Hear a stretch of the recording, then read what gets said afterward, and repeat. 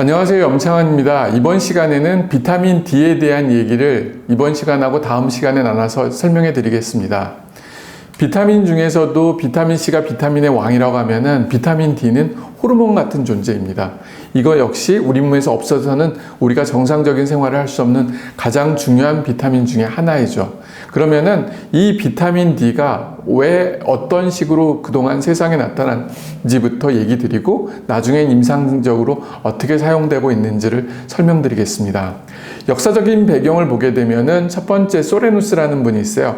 그 2세기경에 그리스 로마 시대의 유명한 의사인데요. 이분이 구루병을 처음으로 의심했고요. 특히 이제 로마에 사는 영화에서 구루병을 의심할 만한 뼈의 변형들이 관찰됐습니다. 그거를 처음으로 문서화했고 문헌에 남긴 분이 바로 이 소레누스라는 분입니다. 그래서 사실은 역사적으로 비타민 D 결핍을 처음 말했던 분은 누구냐? 이분으로 이제 설명하고 있고요. 근데 이제 우리가 실제 최초의 질병으로 보고한 분은 바로 다니엘 위슬리라는 분입니다. 영국의 의사고 1645년에 구루병이라는 병을 최초로 질병으로 보고했습니다. 그러나 이제 1650년에 발표한 프랜시스 글리슨의 구루병 논문에 의해서 가려졌습니다. 글리슨은 임상 경험하고 부검 결과를 가지고 구루병을 설명했지만은 실제적으로는 사실은 다니엘 위슬리가 먼저 보고를 했었습니다. 그리고 이제 또 나온 분이 1822년에 스니아데키라는 폴란드 의사인데요. 이분은 이제 재밌던 건 뭐냐? 도시 아이가 시골 아이들보다도 구루병에 잘 걸리는 것을 보고 햇빛 노출 부족이 이런 구루병의 원인자가 아닐까 하는 거를 설명을 해줬습니다. 그리고 1890년 이제 팜 박사는 위도가 높을수록 구루병 발생이 증가함을 알아냈고 구루병의 예방과 치료에 수단으로서 일광욕을 제시했습니다. 실제 유럽이나든지 많은 나라에서 그 공기 좋은 곳, 햇빛이 잘 노출되는 데가 그 휴양지도 발달했을 뿐만 아니라 질병치료병원으로 치료병원으로서 제시되는 것도 그런 이유들 때문에 그렇습니다. 1824년 셔터 박사는 구루병을 예방하기 위해서 대구 간류를 처음으로 사용했고요. 독일과 프랑스 의사들도 구루병 예방을 위해서 옛날부터 대구 간유를 썼다고 합니다. 1922년 맥콜럼은 대구 간유에 열을 처리했더니 비타민 A 효과가 사라진 반면 항구루병 기능은 남아있어 이 항구루병 인자를 비타민 D라고 명명했습니다. 실제 그러니까 1922년에 와서야 맥콜럼에 의해서 비타민 D라는 이제 용어가 나타나기 시작했죠. 이런 대구 간유가 이제 유럽에서 굉장히 많이 이제 치료제로 사용했는데 주로 이제 북유럽 해안가에 사는 사람들이 전통적으로 내려오는 약물 중에 하나가 바로 대구 간유였습니다. 왜 그러냐면 바로 비타민 D가 이 대구 간유에 많이 있기 때문에 그렇습니다. 1919년 이제 커트 헐드신스키 박사가 수은 증기 램프로부터 나온 빛을 이용하여 구루병 아이를 치료했습니다. 그리고 1920년하고 30년도에 헤스 박사는 소아 환자에게 구루병 발생이 계절에 따라 차이가 있는 것을 인식하고 구루병 원인자로서 햇빛 부족을 정식으로 이제 제시했습니다. 그리고 우리가 뭐 자외선 치료기로 해서 이제 빛을 이용해서 이제 비타민 D 생성을 통해서 이제 치료하는 방법도 제시한 게 바로 이때부터라고 보통 보고 있습니다. 그 후에 이제 스틴벅과 이제 블랙 박사가 항구루병 성질이 나타나는지를 보기 위해서 음식에 자외선을 쬐은 결과 비타민 D가 남아있는 것을 발견했고요. 이 사실을 밝혀한 이후 헤스와 와인스톡 박사도 유사한 결과를 보고했다고 합니다. 그래서 이제 1940년대 미국 정부는 구루병 예방을 위해서 햇빛에 노출될 것을 권장했고 그리고 우유에 비타민 D를 함유하기를 시작했습니다. 그래서 비타민 D 결핍에 의한 구루병의 발생을 막아주는데 굉장히 큰 역할을 한 게 뭐냐? 비타민 D 강화 우유였습니다. 근데 1950년도에 영국에서는 비타민 D 강화우유를 먹고 영화에서 고칼슘 혈증이 발생했다는 그 보고를 했습니다. 그리고 이런 것을 가지고 이론적 근거는 부족하지만은 언론들은 우유 속에 과도하게 포함된 비타민 D가 주 원인이라고 우유 속에 비타민 D를 빼야 된다고 하면서 이제 우유 속에서 이제 빠지기 시작하고 심각한 안 좋은 영양소로 비타민 D를 설명했었습니다. 그리고 1980년대 이후로 햇빛이 피부암 발생을 유발시키고 노화를 촉진시키는 이야기를 하면서 많은 사람들이 햇빛 노출을 이제 피하게 되고 실내 활동을 하고 혹시라도 밖에 나가면은 선크림을 바르면서 비타민 D를 차단했다고 합니다.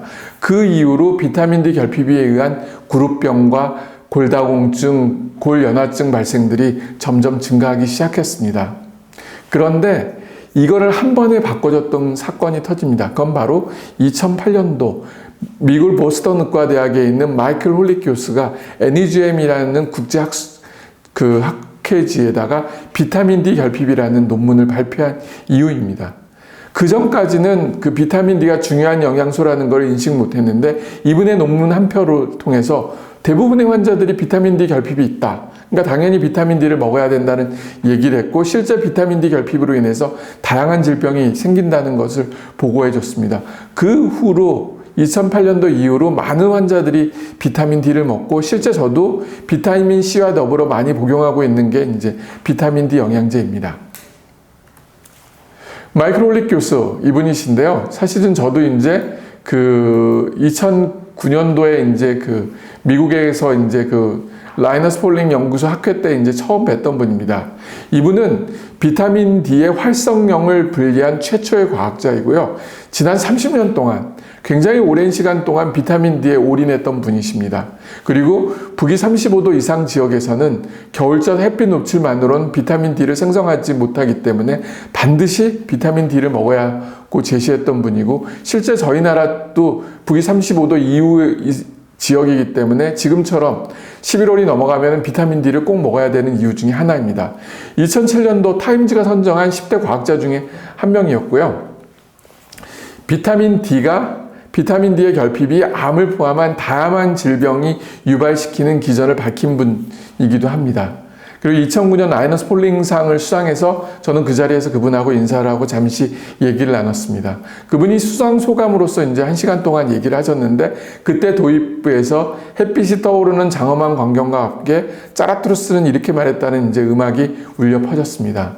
그리고 본인이 힘들었던 그 과거, 이 비타민들을 하면서 굉장히 힘들었던 얘기를 했고 본인의 꿈은 다양한 음식에 비타민 D가 첨가되어 쉽게 비타민 D를 섭취할 수 있기를 바랬다고 합니다. 이분이 그때 이제 그 하다못해 맥주나 술에도 비타민 D가 들어갔으면 좋겠다는 얘기를 하셨습니다.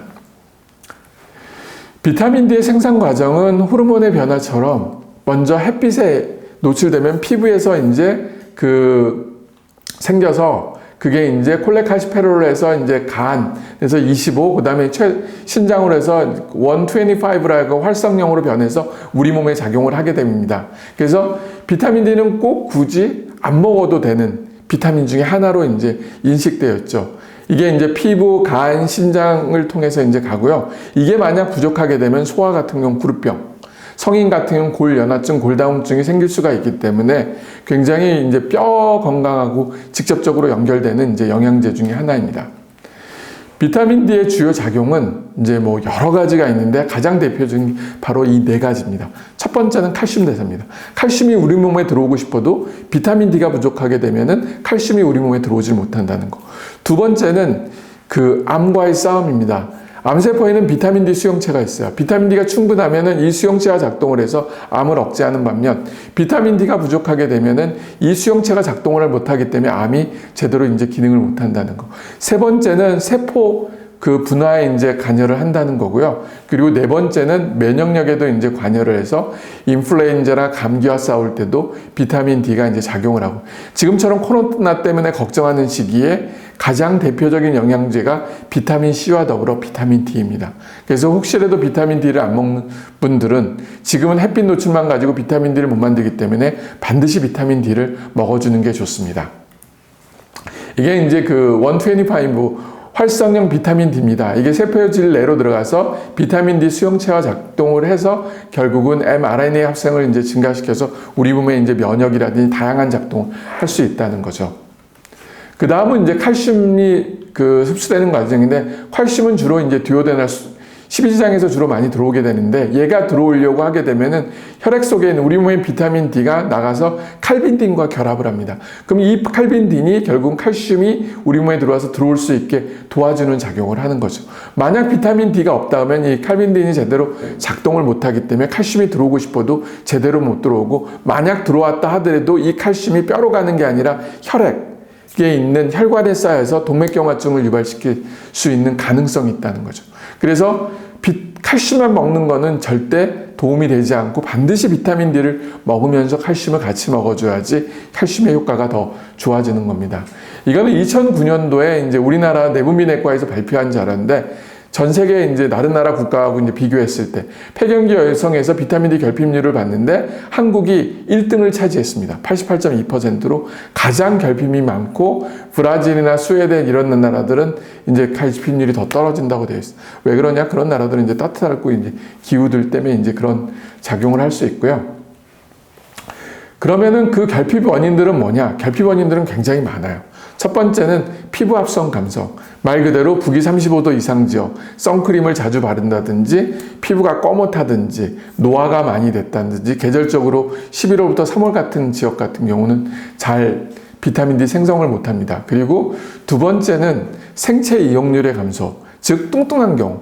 이 비타민 D는 지용성 비타민이기 때문에 뚱뚱한 사람들은 비타민 D가 훨씬 더 많이 필요하다는 거. 그리고 흡수에, 우리가 음식을 먹을 때 흡수에 장애가 있는 경우 이럴 수 있고요. 그리고 세 번째는 신체에서 이게 피부, 간, 신장을 통해서 합성화된다고 했잖아요. 이때 간이라든지 신장 기능이 안 좋은 경우들은 결국은 비타민 D가 햇빛을 봐서 제대로 생성이 안 된다는 거. 그리고 네 번째 약물로는 항경련제라는 스테로이드, 제니칼 같은 비만약을 먹었을 때 비타민 D 생성률이 떨어질 수가 있습니다. 그리고 모유 수유를 한 경우, 엄마가 비타민 D를 충분히 먹지를 않으면은 결국 모유에는 비타민 D가 부족하기 때문에 신생아나 영아가 비타민 D가 결핍이 올 수가 있다는 거. 그리고 여섯 번째는 선천성 질환으로 인해서 염소체 이상이라든지 유전적인 이유로 선천성 구루병이 있는 경우에 역시 또 비타민 D 결핍이 생길 수 있습니다. 그리고 일곱 번째는 후천성 질환으로서 암, 부갑상선성 기능 항진증, 갑상선 기능 항진증이라든지 유가종성 질환, 그 sarcoid, 결핵, 악성 종양 등 암과 같은 이제 이런 병들이 비타민 D의 원인이 될 수가 있다고 되어 있습니다. 그럼 우리가 사실 비타민 D를 검사하는 거는 크게 이제 그 설문지를 통해서 할 수도 있고요. 가장 정확한 거는 혈액 검사야겠죠. 보통 이제 리스크 이제 설문지라고 했고, 위험 분석 설문지인데요. 이 8가지 항목이 있습니다. 먼저는 그 자기 민족적 배경이 50% 이상이 아프리카, 인디아, 동남아시아, 라틴 아메리카, 아라비아 계통인 경우는 이제 3점. 그리고 체질량 지수 BMI가 30점 이상이면은 또 3점. 어릴 때 비타민제나 분유를 먹지 않고 모유만 먹고 자란 경우도 또 3점. 피로를 느끼거나 근육, 뼈, 관절의 통증이 대표되려 발생한 경우 2점. 나이가 50세 이상. 그 다음에 적도로부터 북남이 남북이 35도 밖에 거주. 그리고 2점, 외출을 하기 전에 그 선크림을 8도 이상 그 햇빛 차단제를 바른 경우, 이때도 2점이고요. 오전 11시부터 오후 4시 사이 밖에서 노는 시간이 드문 경우도 또 2점. 이런 점수를 해서 이게 이제 2점 이하인 경우는 정상이에요. 근데 여기 계산했을 때 6점이 넘어가면은 이거는 이제 그 비타민 D 결핍이 높다는 거죠. 실제 우리나라 같은 경우는 이게 대부분 이제 6점이 넘어가기 때문에 우리나라 혈액 검사를 했더니 93%가 비타민 D 결핍이 나왔어요. 그만큼 우리나라 국민들은 대부분 비타민 D 결핍이 있다고 생각하시면 됩니다. 이게 혈액 검사입니다. 혈액 검사에서는 25H 비타민 D 토탈로 이제 계산하면 되는데요. 보통 이제 3월 때가 가장 낮고요. 9월 때가 가장 높은 시기라고 합니다. 그래서 비타민 D를 치료받는 시기는 보통 8에서 12주마다 주사를 통해서 맞아도 되고 경구를 통해서 매일같이 먹으셔도 됩니다. 주사는 3개월에 한 번, 경구는 매일같이 먹는데 정상 혈액 수치는 30 나노그램 per 밀리리터 이상 유지하는 게 제일 좋다고 합니다. 우리나라 국민들을 이제 혈액 검사를 했으면은 그 암 환자 같은 경우는 보통 이하인 경우도 많고요. 10에서 22인 사이가 제일 많고, 암이 없는 경우는 보통 20에서 30 이하 정도가 많습니다. 그래서 암 환자 같은 경우는 한 4,000IU 정도, 그리고 정상인은 한 2,000IU 정도를 먹는 게 좋다고 되어 있습니다. 이거는 저희가 이제 그 혈액 검사를 했던 사람들이 대상으로 했는데, 그 외래 환자는 이제 92명이 이제 그 연속 24.9%가 결핍이고, 부족한 게 245명, 66.4%, 정상인 거는 8.7% 정도, 그러니까 92% 정도가 결핍으로 나와 있고요. 입원 환자 같은 경우는 99.3%가 결핍으로 나와요. 그러니까 입원 환자는 대부분 결핍이고, 외래 환자도 많은 사람들이 결핍인 것이 있기 때문에 비타민 D는 꼭 먹어주는 게 좋습니다. 비타민 D를 예방 및 치료하기 위해서 어떻게 하냐? 예방법. 그러니까 영아, 소아 같은 경우는 모유수만 영아들은 400IU, 그러니까 보통 이제 떨어뜨려주는 걸로 이제 먹으면 되고, 아니면 엄마가 충분히 비타민 D를 먹어주면 되고요. 그리고 햇빛 노출이 부족한 영아 같은 경우, 소아 같은 경우도 400에서 1000IU 정도를 매일같이 먹어주면 됩니다. 그래서 우리나라 같은 경우는 한 1000IU 정도 드시는 게 좋고요. 그리고 성인 같은 경우는 어떨 건가? 햇빛이 부족한 경우는 보통 이제 1000IU 정도만 먹으면 된다고 이제 보고, 임신부 뭐 이렇게 보게 되면 비만한 사람도 1000에서 2000IU 정도 먹으면 되는데, 우리나라 같은 경우는 대부분 결핍으로 나오기 때문에 2000IU 정도는 먹어주는 게 좋다고 되어 있습니다.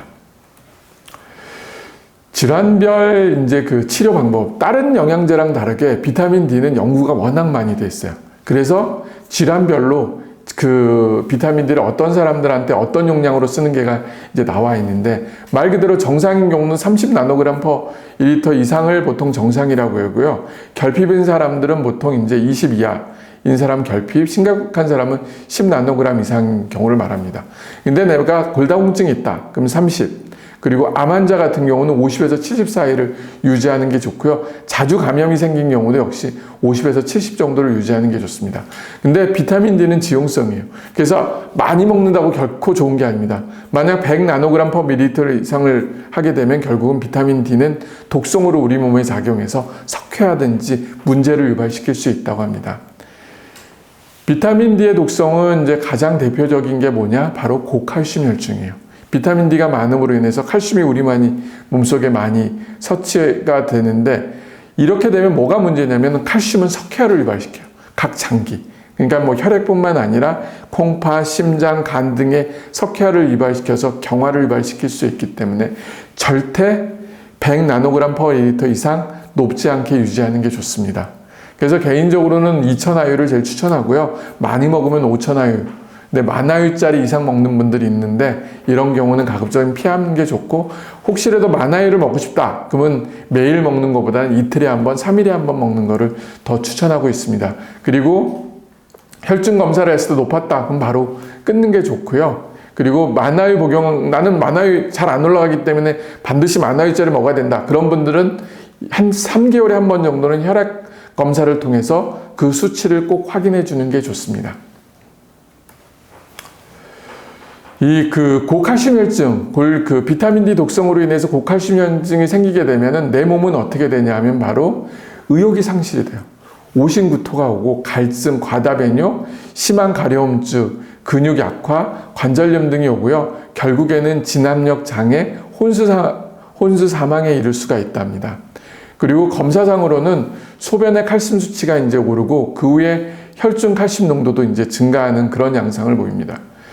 이러한 상태가 계속 유지가 되게 되면은 뼈의 미네랄을 없애주고 신장, 콩팥 같은 장기의 석회화도 일어난다고 되어 있습니다. 그렇기 때문에 반드시 비타민 D는 그 혈중 농도 이상을 올려주는 게 올라가지 않도록 노력해야 되고, 그리고 칼슘 수치도 꼭 확인해 주는 게 좋습니다. 그러면 어떤 사람들은 모든 사람이 다 먹어도 되냐? 실제 모든 사람이 먹을 수는 없습니다. 먹지 말아야 되는 사람이 있는데, 첫 번째는 역시 비타민 D 독성이 나타난 경우, 그리고 비타민 D 알러지가 생기는 경우는 절대적인 금기고요. 그리고 햇빛이라든지 자외선에 의한 금기는 피부질환, 그리고 광민감제가 있는 경우들 같은 경우는 이제 그 햇빛과 자외선 노출을 피하는 게 좋고, 이런 분들은 이제 먹는 걸로 이제 유지하는 게 좋겠죠. 그래서 결국은 비타민 D가 필요한 사람도 있지만 필요 못하는 사람은 비록 일부긴 하지만은 꼭 그런 사람에 들어가게 되면 자기는 피하는 게 좋습니다. 그리고 그 다음으로 혹시 약물에 어떤 상호작용은 없을까? 비타민 D도 상호작용들이 생깁니다. 제일 대표적인 게 바로 사이토크롬 P450이 비타민 D 과정에 대사 과정에 관여하기 때문에 이거와 연관된 약물은 비타민 D 대사에 영향을 줄 수 있기 때문에 가급적이면 이제 알아보고 먹는 게 좋고요. 항경련제는 비타민 D의 강대사에 영향을 줘서 비타민 D를 떨어뜨려 줍니다. 그럼 이런 분들 같은 경우는 먹어주는 게 좋고요. 그리고 콜레스테롤 저하제인 콜레스테람이라든지 오르리스타트 같은 약들은 비타민 D가 장 흡수로 들어오는 걸 막아줘요. 그렇기 때문에 이런 경우는 시간을 두고 먹는 게 좋습니다. 그리고 항진균제인 케토코너젤 같은 경우도 비타민 D 수치를 떨어뜨리기 때문에 그 비타민 D를 먹어주는 게 추가로 먹는 게 좋고요.